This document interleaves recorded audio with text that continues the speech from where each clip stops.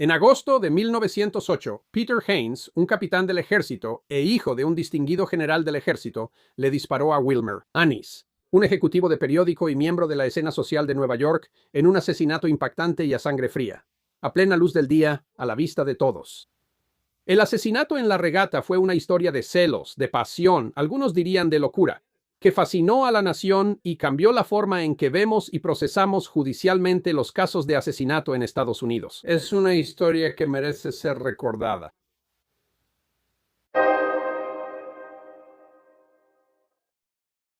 Peter Conover Haynes Jr., quien formaba parte de una familia militar.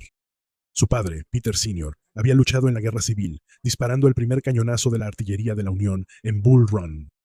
El padre de Haynes hizo carrera como ingeniero militar y supervisó la construcción del Tidal Basin de Washington, D.C., que se encuentra cerca del National Mall. Él había servido tanto en la Guerra Civil como en la Guerra Hispanoamericana y salió de su retiro para servir también en la Primera Guerra Mundial. Pedro Jr. nació el 9 de enero de 1872 y siguió los pasos de su padre en el ejército, al igual que uno de sus dos hermanos. Un hermano menor, Thornton Jenkins Haynes, fue un autor exitoso, escribiendo novelas de aventuras y cuentos para revistas de Nueva York. El Chicago Daily Tribune informa que Pedro Jr. fue educado en la Academia Naval de Annapolis, pero que dejó la Marina debido a problemas de visión. Fue nombrado oficial del ejército en julio de 1898 para servir en la Guerra Hispanoamericana. Pedro se casó con Claudia Libby, de 16 años, 12 años menor que él, en abril de 1900 en Massachusetts. Pronto se hicieron amigos de otra pareja, William Elmer Annis y su esposa Helen, quienes también se habían casado ese mismo año. Annis era el gerente de publicidad de una revista popular, la revista Burr Macintosh Monthly.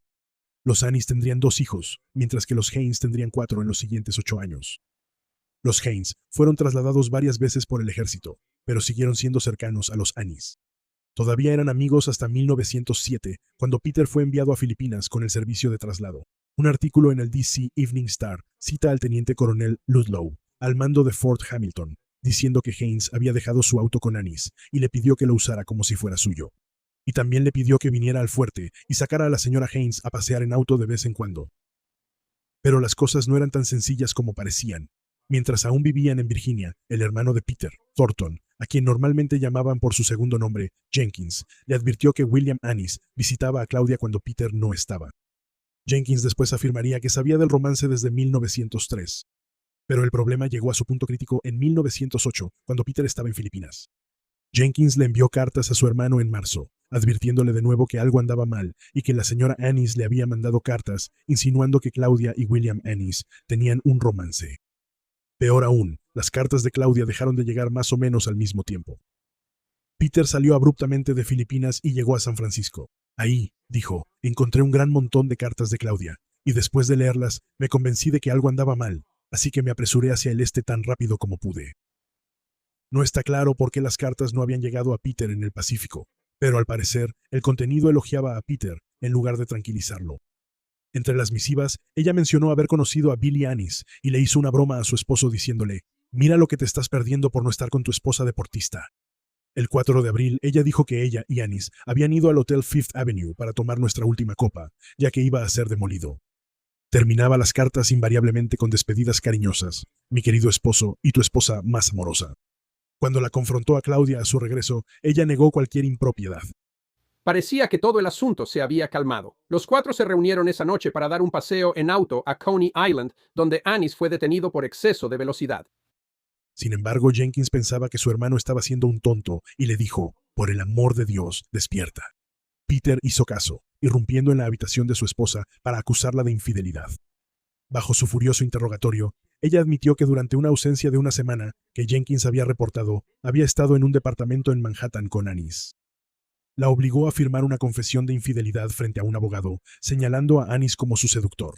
La confesión contenía 8 o 9 actos específicos entre la partida de Peter a Manila en octubre de 1907 y su regreso en mayo siguiente.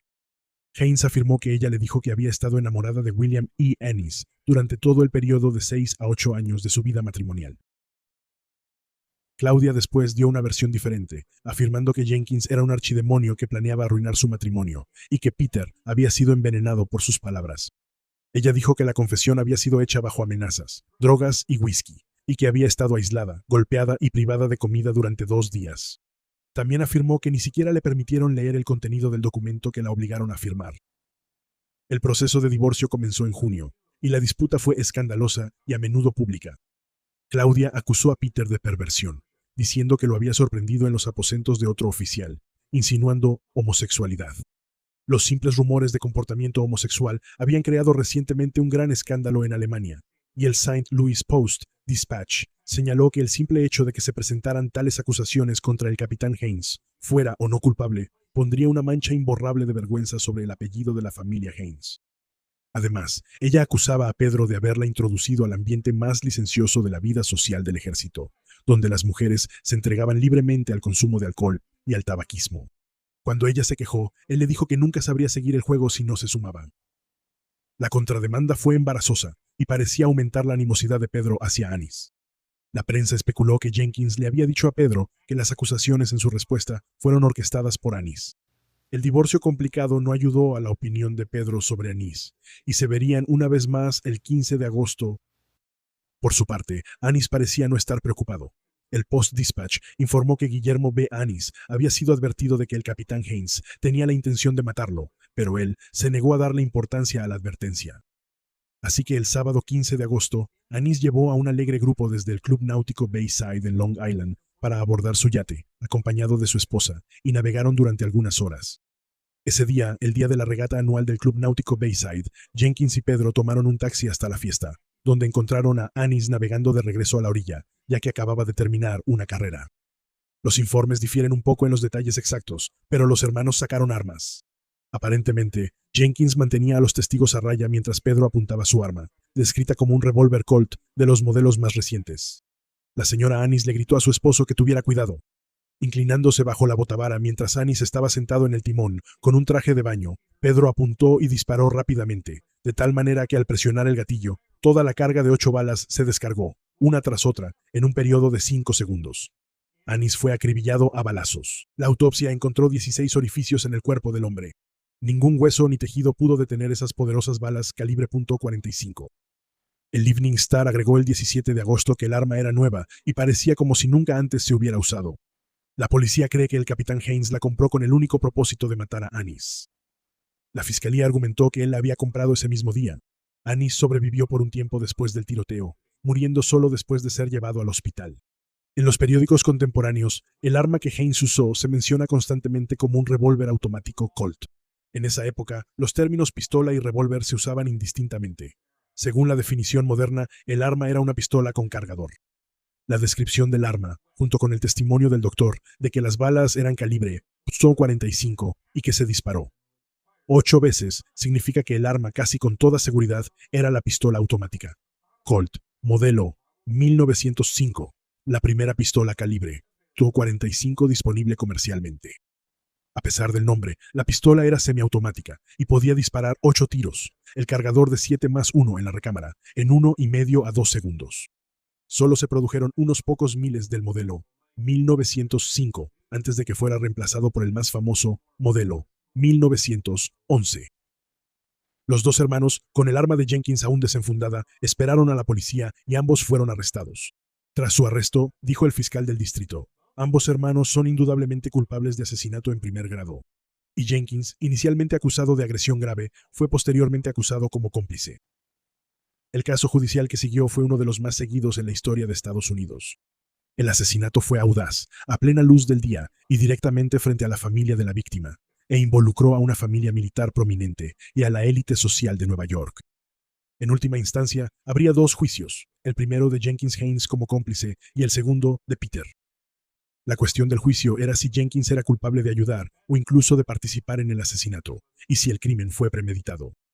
La defensa argumentó que Peter estaba temporalmente loco, una defensa llamada dementia americana, o la ley no escrita, donde los hombres estaban locos solo el tiempo suficiente para disparar contra los hombres que dormían con sus esposas. Solo recientemente se había utilizado con éxito en otro juicio sensacional, el asesinato de Stanford White por Harry Thaw, tema de otro episodio de The History Guy. El general Haynes, el padre del chico, estuvo muy involucrado, tanto en financiar la defensa como en proyectar confianza al público. La defensa argumentó que Peter era inestable y sugirió que tendrían que determinar si estaba apto para ser juzgado, lo que parece haber inspirado la decisión de juzgar a los dos hombres por separado. El Kennebec Journal de Augusta, Maine, incluso informó que el general Haynes pensaba que su hijo no viviría más de 2 meses, dada su condición. La fiscalía presentó un panorama de un asesinato deliberado y premeditado. Según los testigos, se habían reunido brevemente con un desarrollador inmobiliario después de entrar a la regata, pero le habían preguntado dónde estaba Anis. «Ya lo tenemos», dijo uno de los hermanos. La señora Anis testificó que Jenkins le hizo una señal a su hermano para que corriera del muelle a la balsa. Lo precedió y tomó posición para evitar interferencias. Charles Roberts intentó abalanzarse sobre Peter mientras aún estaba disparando, pero Jenkins lo detuvo. «¡Aléjense!», gritó. «Él sabe lo que hace. No se metan o les pasará lo mismo». Cuando la señora Anis subió corriendo la pasarela, dice que sintió el revólver presionando su espalda. Jenkins me dijo: «Te mueves y te pasará lo mismo». Anis intentó ponerse de pie después de que le dispararon, pero cayó al agua. Sus amigos lo sacaron mientras Jenkins seguía apuntando con su arma a todos lados. Curiosamente, a pesar de muchos informes que decían lo contrario, la señora Anis testificó después que solo conocía a Peter Haynes desde hacía 4 o 5 meses. La defensa argumentó que solo estaban en la regata por casualidad, buscando un trato inmobiliario, y que ver a Anis había provocado un ataque de locura. Tanto Jenkins como el tercer hermano, el mayor John Haynes, habían disuadido repetidamente a Peter de atacar a Anis. Juan dijo que si no lo hubieran hecho, Pedro habría disparado a Anis hace mucho tiempo, bajo el mismo principio por el que yo mismo una vez le disparé a una serpiente que encontré en mi bota. Jenkins afirmó que solo sacó su arma después del asesinato para proteger a su hermano. Mientras esperaban a la policía, varias personas los abordaron. Uno gritó que el ejército debía estar orgulloso de oficiales como tú, y acusó a Jenkins de impedirles detener el tiroteo. «¿Pero qué podía hacer? Es mi hermano», respondió Jenkins. Otro preguntó por qué no habían intentado cometer el crimen en un lugar donde no hubiera niños cerca, y Jenkins respondió que nadie podía estar más arrepentido que yo. He estado tratando de evitar que él hiciera esto desde hace tiempo. Los periódicos informaron la impactante noticia de que no era la primera vez que Jenkins había sido acusado de asesinato. En 1891 él había salido a remar con un amigo en Baltimore y se produjo una pelea. Le disparó a su amigo en el corazón. Nadie presenció la pelea y fue absuelto, pero eso arruinó su reputación en Baltimore. Después de su arresto en 1908, el abogado que había llevado su caso en 1891 le dijo a los reporteros que Jenkins era uno de los hombres más peligrosos que había conocido. Durante el juicio salió a la luz que el propio Jenkins tuvo problemas con Anis después de enviar una historia a su revista que Anis había desaconsejado. Jenkins escribió una carta a la revista afirmando que sabía por qué se había rechazado la historia, que aún se vengaría de Anis.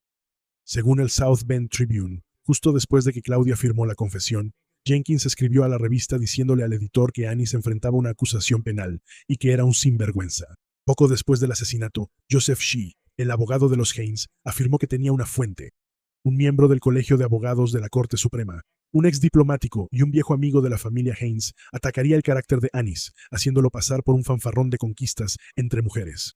Un bebedor de absenta, un detractor del ejército de los Estados Unidos y un hombre sin escrúpulos en el cumplimiento de sus deberes comerciales diarios.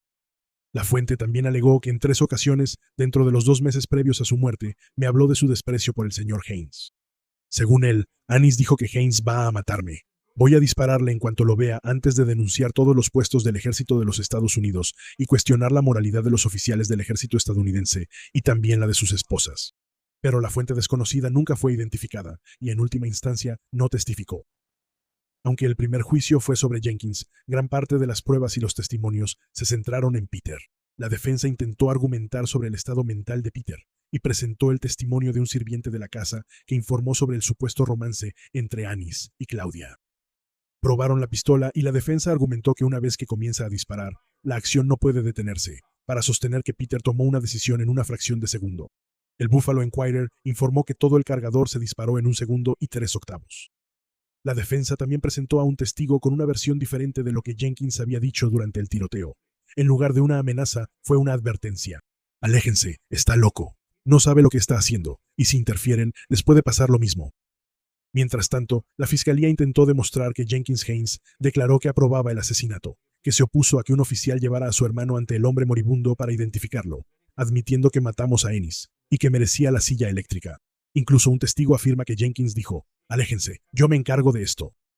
Otro alegó que Jenkins había dicho que si fuera él, Le gustaría ir al infierno, sacar a Ennis y matarlo de nuevo. Llegó una avalancha de declaraciones contradictorias de los testigos. Jenkins había o no había intentado irse antes del tiroteo. Había estado buscando a Jesperson en busca de un trato inmobiliario. Había o no había llamado a la policía. Lo más importante era sentar las bases para la afirmación de Peter de que estaba loco en el momento del asesinato, pero que había recuperado la razón. El juicio, que comenzó el 16 de diciembre, se extendió durante la Navidad. El propio Jenkins testificó el 4 de enero, y su testimonio fue principalmente sobre el estado mental de Peter. En su descripción del asesinato, él se había alejado de Peter, solo para darse la vuelta y descubrir que ya no estaba. Negó haber dicho cualquiera de las cosas que afirmaron los testigos o haber apuntado alguna vez con el arma a la señora Annis. Un alienista, como entonces llamaban a un psiquiatra, afirmó que la locura de Peter comenzó cuando escuchó el nombre Ennis y terminó cuando le disparó.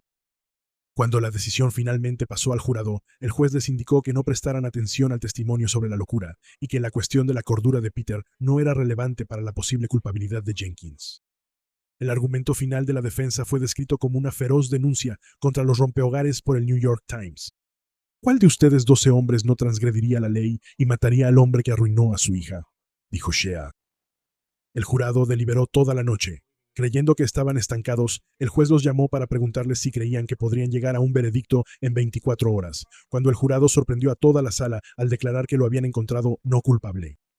El alboroto fue tan fuerte que John Haynes, que estaba afuera del juzgado, corrió hacia adentro. El New York Times informó que cientos de personas rápidamente se agolparon alrededor del juzgado, observando lo que el periódico describió como un impactante fracaso de la justicia.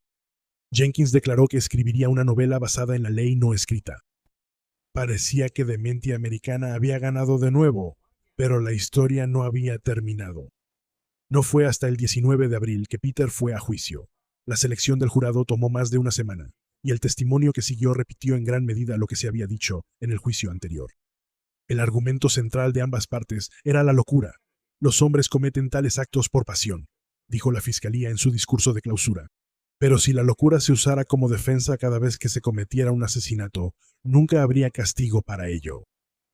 Parte del argumento era que Peter tenía una mente débil, lo cual comenzó con un golpe en la cabeza cuando era niño. Por otro lado, el equipo legal de la defensa declaró que el asesinato fue simplemente un acto de Dios. El juicio siguió siendo noticia, y en un momento, el juez reprendió a Jenkins Haynes por su manera teatral de testificar. La defensa hizo una pregunta hipotética de 14,000 palabras a uno de sus testigos alienistas, quien afirmó que Peter sufría de locura impulsiva. Al menos otros 3 expertos testificaron que él estaba cuerdo. El 11 de mayo, después de solo 4 votaciones y 3 horas, el jurado anunció el veredicto: culpable de homicidio en primer grado. Esto fue una especie de solución intermedia, no asesinato en primer grado, lo cual podría haber conllevado la pena de muerte. En cambio, enfrentaba como máximo 20 años. Los Haynes dijeron que planeaban apelar por errores durante el juicio, pero al final no apelaron. El 18 de mayo, Peter fue sentenciado a entre 8 y 16 años en Sing. En 1911 finalmente se le concedió el divorcio absoluto de Claudia, usando su confesión como prueba. El ejército estaba en una posición peculiar, y durante algún tiempo, supuestamente no pudo sacar a Peter de sus listas, a pesar de que él estaba en prisión. Finalmente renunció, con efecto a partir del 28 de enero de 1911. En septiembre de 1910, el New York Times informó que el general Haynes había presentado una petición al gobernador de Nueva York, Charles Hughes, para solicitar el indulto de su hijo. El general tuvo que esforzarse, pero un año después, el 3 de octubre de 1911, un nuevo gobernador, John Dix, le concedió el indulto a Peter después de cumplir solo 2 años de su condena. Todos los hombres que lo condenaron en el jurado firmaron la petición para su indulto.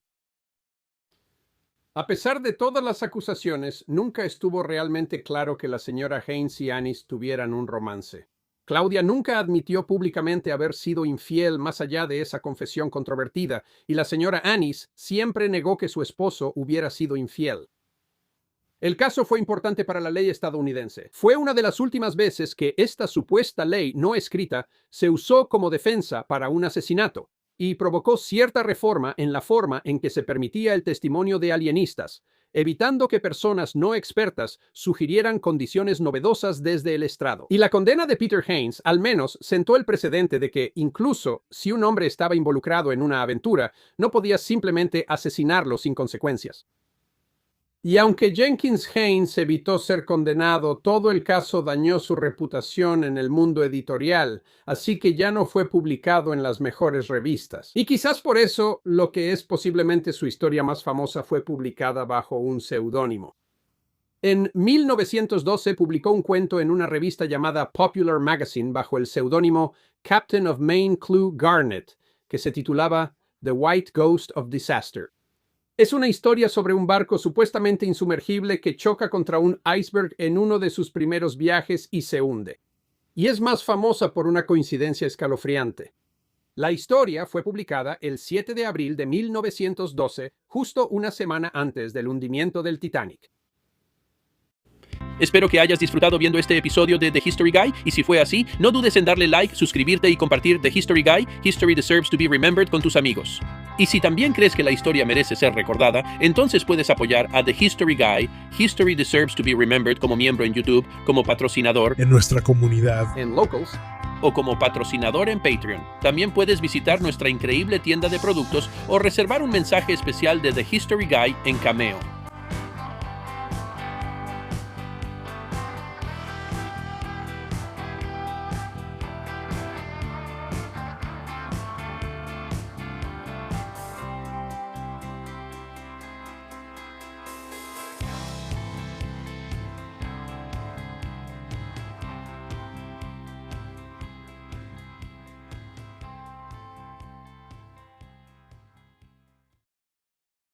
Bonito garabato, eres.